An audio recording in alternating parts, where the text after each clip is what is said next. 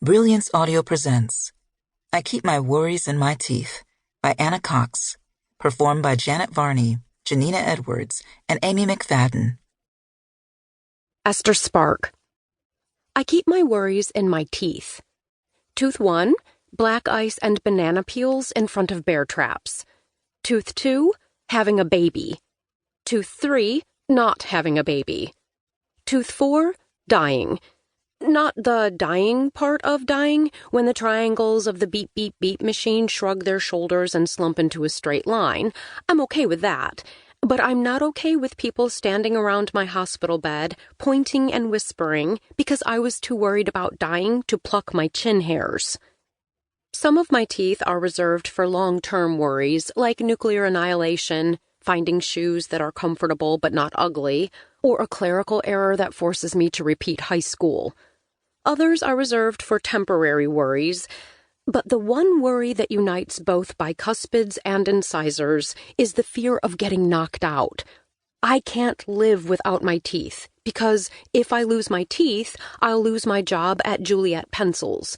And losing my job would be a disaster, because my mouth is the only place the world makes sense. I was an anxious kid with angry gums. Birch bark, tire tread, clay pots, and silky cat paws. If I wanted to calm myself, I opened my mouth and shoved it in. When I teethed, I refused the cold comfort of frozen washcloths and instead gnawed on golf clubs, a habit my hopeful parents misinterpreted as budding athletic talent, but my chubby fingers weren't as strong as my stumpy teeth. Mom tired of nosy neighbors sending social workers who pursed their lips at my black eyes, so she bought me tiny sunglasses and locked the golf bag in the garage. Frankie Rosenblum.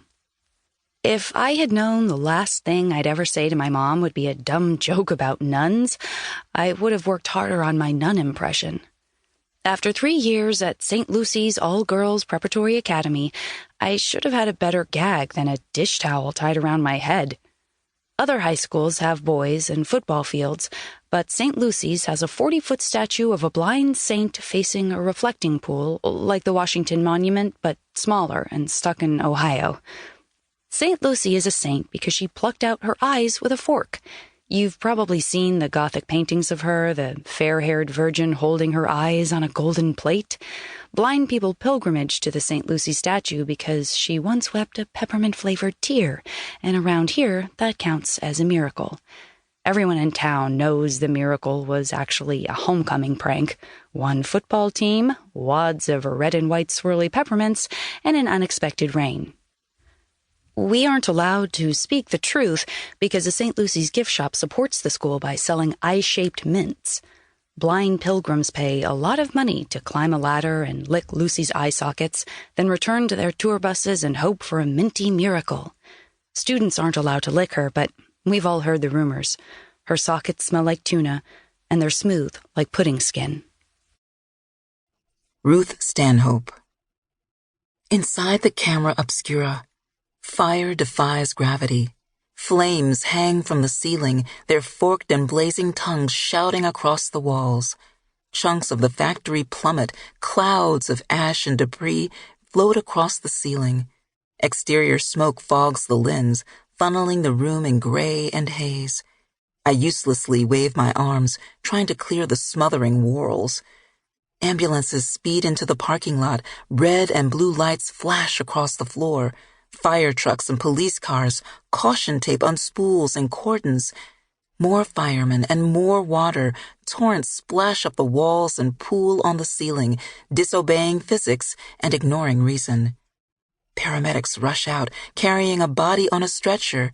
In the smoke, I can't tell who it is. And then the wind shifts. Juliet runs out of the building, her mouth stalled in a scream. I can't hear her. But that doesn't matter. I know that look. A limp arm slumps over the edge of the stretcher. Juliet reaches for it, but the paramedics push the stretcher into the ambulance before she can touch it. She scrambles into the back, and the paramedics slam the door. I hold my palm over the ambulance and follow it across the wall until it slips out of view. Godspeed.